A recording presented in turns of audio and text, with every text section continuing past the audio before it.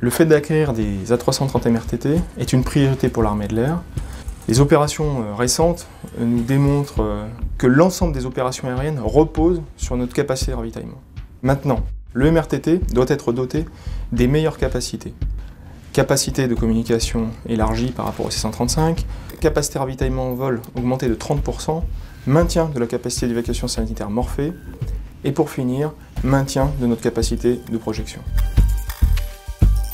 L'annonce de l'achat de cette capacité a été officialisée le 8 décembre.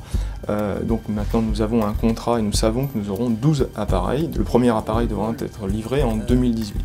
Le ministre de la Défense est intervenu lors du colloque des forces aériennes stratégiques pour justement annoncer cette acquisition et également pour donner le nom de baptême de l'appareil.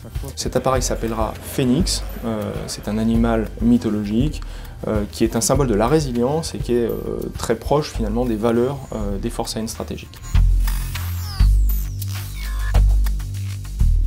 Cet avion a vocation à remplacer deux flottes dans l'armée de l'air, la flotte des avions de transport stratégiques, 2 Airbus A340 et 3 Airbus A310, et les 14 avions de ravitaillement, donc 11 C-135 et 3 KC-135. Aujourd'hui, nous devons faire face à de nombreux défis. Le maintien de la posture de dissuasion en parallèle de la montée en puissance de la nouvelle capacité, l'adaptation de l'infrastructure à Istres, puisqu'il faut rénover entièrement la piste, construire l'escadre, donc les 2 escadrons, et un centre de simulation.